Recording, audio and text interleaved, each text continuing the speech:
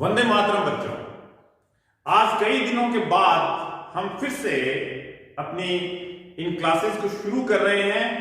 दीपावली से पहले हम अपना जो थर्ड चैप्टर है नाजीवाद और हिटलर का उदय, उसको पढ़ रहे थे। लंबा अंतराल और गैप आ गया, हम इस चैप्टर को कंप्लीट नहीं कर पाए थे, लेकिन आज फिर से हम इसका जो बाकी बचा हुआ हिस्सा है उसको पूरा करेंगे।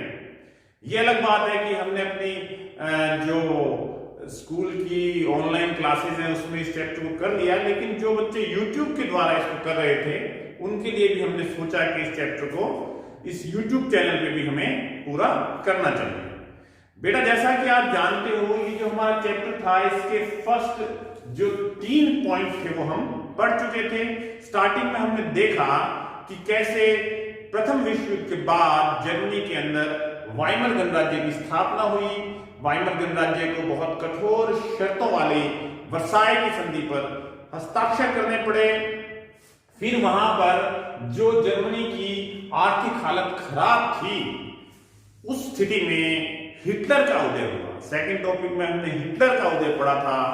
थर्ड टॉपिक में हमने देखा कि हिटलर ने जब सत्ता पे कब्जा कर लिया तो उसके बाद उसने कैसे लोकतंत्र को नष्ट किया, उनका विश्व दृष्टिकोण क्या था। तीसरा पॉइंट यह था कि नाजी का विश्व दृष्टिकोण।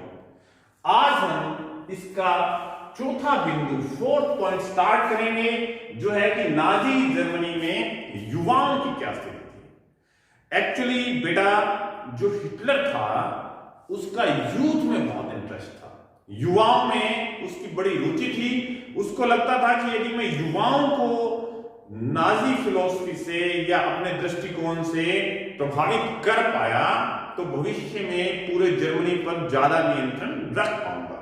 तो आज का हमारा बिंदु रहेगा नाजी जर्मनी में युवाओं की स्थिति।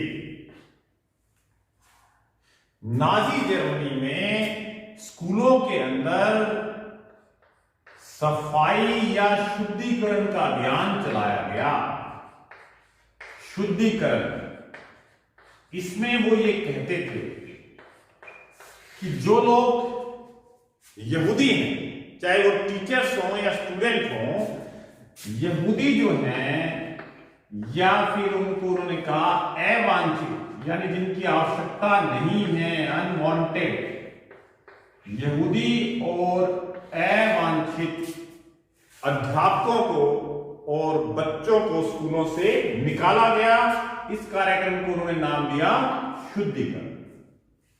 पहले इनको स्कूलों से निकाला गया, फिर बाद में इन टीचर्स को गिरफ्तार कर लिया गया और 40 के दशक में तो ऐसे यहूदी शिक्षक और बच्चों को मारा तक जाने लगा। ये उनका शुद्धिकरण अभियान था। स्कूलों में भी यहूदी बच्चों और जर्मनी बच्चों को, या जो जर्मन बच्चे थे उनको अलग अलग बिठाया गया। पाठ्यक्रम को चेंज किया गया, सिलेबस को ऐसा सिलेबस डिजाइन किया गया जिसमें बच्चे पढ़कर यहूदियों से नफरत करते थे, हिटलर के प्रति वफादार बनते थे। हिटलर का मानना था कि जो युवा हैं, यानी जो बच्चे हैं, उनमें एक अग्रेशन, एक आक्रामकता डेवलप करनी चाहिए और यहूदियों के प्रति नफरत पैदा करनी चाहिए। नए सिरे से किताबें लिखी गई, क्लासों में इनको अपमानित किया जाता था, यहूदी बच्चों और शिक्षकों को। बच्चों और युवाओं में राष्ट्रीय समाजवाद,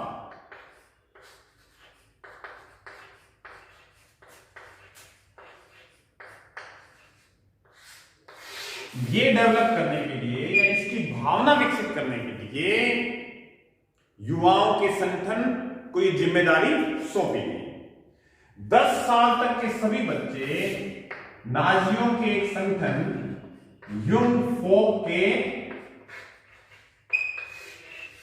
सदस्य बनाए गए थे, यानी वो युंग फोक के मेंबर ऑटोमेटिक होते थे। 10 साल तक के बच्चे, देखिए कितनी छोटी उम्र थी।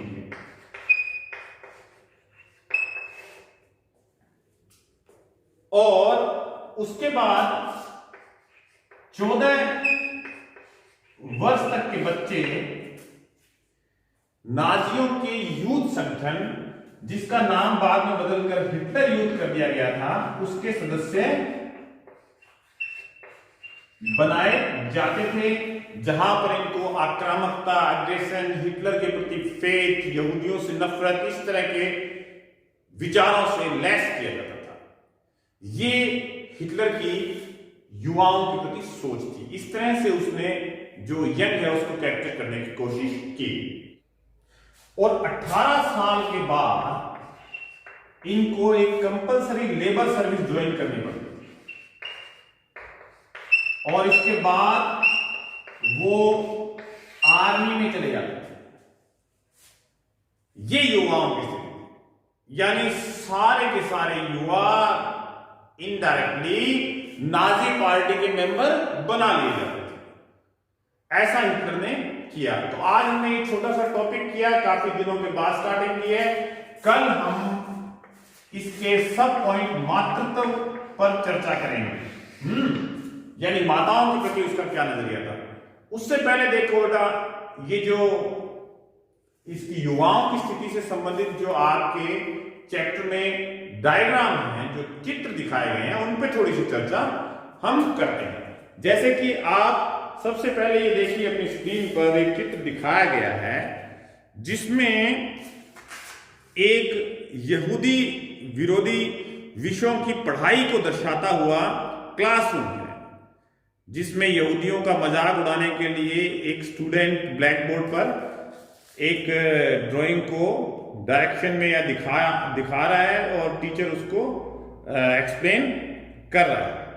ये अर्नेस्ट हीमर जो है ना, उनके द्वारा 1938 में बनाई गई थी। इसमें यह है कि यहूदी नाक सिरे पर मुड़ी हुई है। ये अंग्रेजी की 6 अंक जैसी दिखती है। ये मजाक बनाने के लिए क्लासरूम में डिस्कशन हो रही है। अब ये दूसरा चित्र देखो, जो चित्र 24 के नाम से आपकी टेक्स्ट बुक में है। इसमें क्या है कि बाकी सभी बच्चे तो मजाक कर रहे हैं और यहूदियों के एक शिक्षक और यहूदी स्टूडेंट्स को निकाला जा रहा है स्कूल से बाहर। आप देख सकते हो, ये भी इनकी सोच को दर्शाता है। चित्र 25 में आप देखिए, ये वांछित बच्चे हैं, यानी जिनकी अच्छे जर्मन बच्चों के रूप में हिटलर ने व्याख्या की है। इन बच्चों को हिटलर पसंद करता था और इनकी संख्या बढ़ाना चाहता था।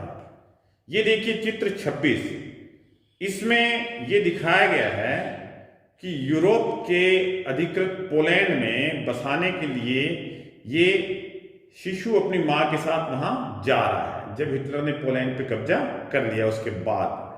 ये देखिए चित्र 27 में, ये कुछ यहूदी बच्चे हैं जिनको गैस चैम्बर की तरफ ले जाया जा रहा है, जहां इनको मार दिया जाएगा। देखिए इनकी मासूमियत को बेटा।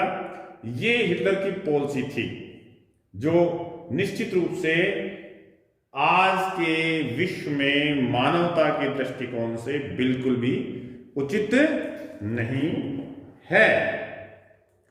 तो ये कई दिनों के बाद हमने स्टार्ट किया है एक छोटा सा टॉपिक।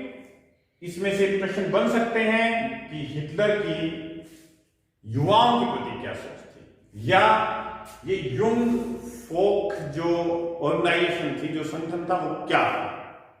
हिटलर यूथ में कितनी एज के बच्चे एंटर या प्रवेश किए जाते थे। इस तरह के छोटे प्रश्नों को करते हुए आपको ये टॉपिक कवर करना है। जय हिंद, जय भारत।